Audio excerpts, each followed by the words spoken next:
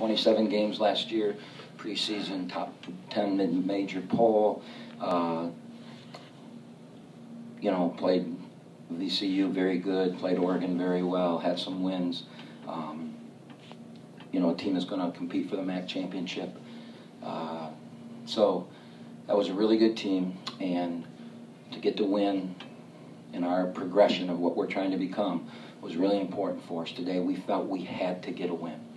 And I told them 16 times during the game, we got to be ahead by 1 at the end. It ain't about style points or anything like that. Let's learn how to win. And that's one thing this team has to do. It has to learn how to win. Now, the other night against Western Carolina, we got stops at the end of regulation. We got stops at the end of overtime. Tonight, but that was a tie game. Tonight was a different type of stop. Tonight was a stop to win, and we got it. And Kay Felder did one heck of a job of staying on his feet against a mid-major All-American crafty player. Kay stayed down, made him make a tough shot, and he couldn't make it. And that's the progression to learn how to win. So we're extremely excited and happy with the win. Open up for questions for the players, Dante and Corey. Dante hit 6 3-pointers tonight. He hit 4 the other night. Is the basket kind of just looking big for you right now? Or? I guess I'm doing the easy part. The Kay Felder, Nick Daniels, they're all giving me the ball, just knocking down shots, I guess. I mean, it's nothing really special, just open and knocking it down when my team needs me. And you guys kind of came out really firing all cylinders in the beginning of the second half. Did you see anything at halftime, or kind of what would you attribute that to? I guess it's just playing with more intensity in the second half. First half, we played well, but we weren't really intense, and I think Coach got into us a little bit, and Kay's trying to lead the team, and he got us in a little bit, and we just tried to come out and kick him in the mouth so we can go out and get the W. Corey, you're getting a lot of good feed on the inside and getting some of the work yourself tonight. Yeah, I mean, the guards made great passes to me. I got myself in good position for them to make good passes to me. So, I mean, if I didn't get the passes from them, none of that would have happened. Corey, talk about what changed for you guys in terms of help side defense. I mean, it was a total flip from the first 10 minutes of that game. You guys really helped each other out defensively. Yeah, we knew we had to come up with this win, so we knew we talked to coach and stuff with defense, and we had the help side, we had to get in the gaps and just help each other out or win this game because they're a good team. They're a top 10 mid-major team. So we knew what we had to do and accomplish it. We had to get help side, we had to be at the basket, we had to stop the ball, we had to do all the little things to accomplish the win tonight. One thing that will go unnoticed, but since he's sitting here, Corey gets criticized a lot for his defense, and by me mostly. They have a really good center. And look at that stat line on that kid. And all 3 of his baskets were tough twos. And he made them. He made 3, but they were tough twos. Corey did a wonderful job on that kid. And then you flip that, and Corey got him on the bench with fouls by, being aggressive offensively and posting hard, and that kid fouled. So that was a little game within the game that was unseen, that was very, very important for us in this game. That kid only played 21 minutes, and he's a wonderful player. And he had only 6 points. He didn't shoot a free throw. That was a huge part of this game. Dante, what is having Nick for balance and everything? It's really big. Kay's been playing, he's been averaging 40 minutes a game, and giving him just a little break is really good for our team. Nick comes off the bench, and he gives a lot of intensity, especially on the defensive end. And he's handled it pretty well. He's been hurt for a while, and even last year he's been hurt, but he's coming back strong, and I think he's good coming in 5-7 minutes and doing his job. So I think Nick is going to be big for us this year. Any more questions for the players?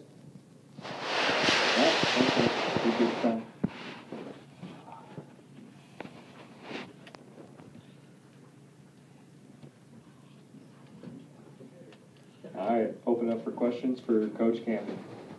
Coach, can you just talk about the play of Dante today, hitting 6 3-pointers for you? How big was that? Well, Dante can shoot it, and half of his problems are in his own head. And when he's comfortable and playing and feeling it, he's really, really good player. He made some huge shot after huge shot tonight, 6 and 9 from the 3. But you're supposed to do that when you're senior, in your senior year at home in big games. That's what you're supposed to do. That's what the history of Oakland basketball's been. Player after player's come through. their senior years have been big years and big plays, and so it's great to see Dante do that. It was great to see Corey make 2 huge free throws, you know, at a critical point in the game. So our seniors came through. Now, we did turn it over, and 20 turnovers aren't going to win many games. But, you know, for this team, it's a maturation process. I mean, if you look at our team, you have 2 players that have played multiple games. You have Felder, a sophomore, who was the freshman of the year, so he played a bunch as a freshman. You had Tommy, who played on and off. You have Max Hooper, who never played for us before and played on and off in his career. And then you have freshmen. And it's a process. I mean, with Nick Daniels healthy now in our top 8 are 3 freshmen and a sophomore in our top 8. And Max Hooper, who, even though he's a third-year player, has never played, playing at Oakland for the first time. So now you're talking about 5 of the 8. And then the 6th is Tommy McKinnon. And you can't say Tommy's a veteran. Tommy is learning. I mean, he played for us last year, but he had a lot of games he played 2 minutes. So if you just look at that team and realize the growth potential, we got length, we've got athletes, we've got size, we got people that can score. How about this? This is our 7th game. Dante is the 5th guy to lead us in scoring. I've never had that before. 31 years of being a head coach. 5 different guys have led us in scoring in our 7 games. Boy, you got to feel good about your team. You got to feel good that somebody can have a bad night and you can win. You know, when Travis Bader had a bad night last year, we weren't going to win. So, you know, it feels pretty good to see that. And I think they can feed off each other. So, it's a long answer to your question. I kind of got off track too and answered my own questions, but I'm good at that. Coach, what about the play by Jalen Hayes defensively towards the end of that game, second to last possession? It looked apparent that they were going to go at Jalen and try to go at the freshman. And they sure did, and they went down, they pounded him low.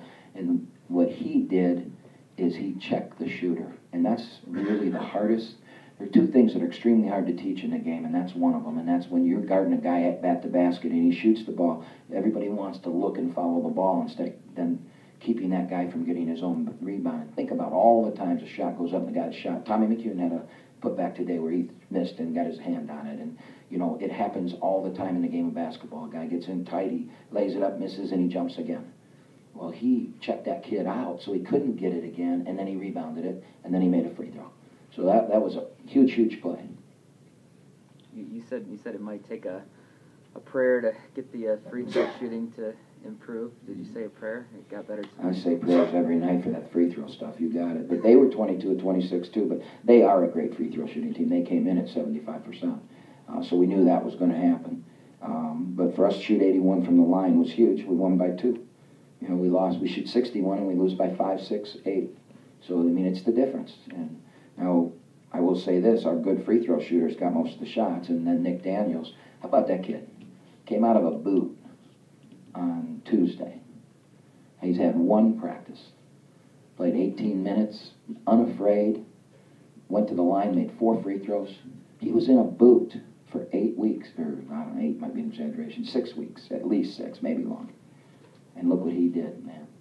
I think you can all see now, you've heard me talk about him for 2 years, that, you know, him and Jalen not being able to play last year, how that hurt us with their injuries, and now him not being able to play these first, 5 games. You can see he's going to be an important part of this team. I don't think there's any question of that.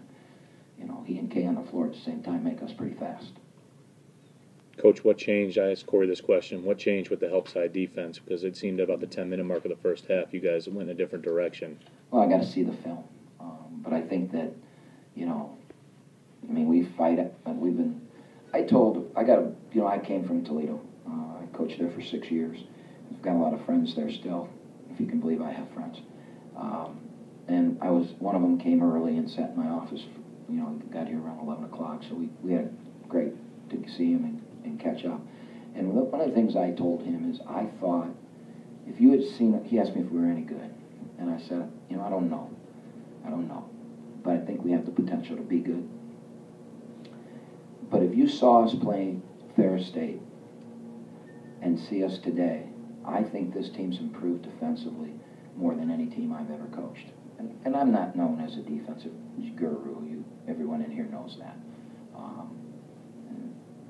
But we were were so bad against Ferris State defensively. And we're getting, I mean, we made stops, big stops. And to do that, you have to be solid and fundamentally correct. And we've done that now for a week. Beginning of that game, they drove the ball, and I got to see the tape, but I'm guessing somebody was out of position. So when they do that and they get some easy ones, you get some timeouts, and you can really re-emphasize where you're positioning. And that's what we tried to do. We talked about it at halftime, just being in position, making plays. It does not take talent to be in position. It doesn't. It takes no talent to be in position. It takes talent to shake and bake and score, but it takes no talent to be in position. So, you know, that's what we're stressing, and I thought we did a great job. I mean, they ended up with 79 points, but there were a lot of possessions in that game.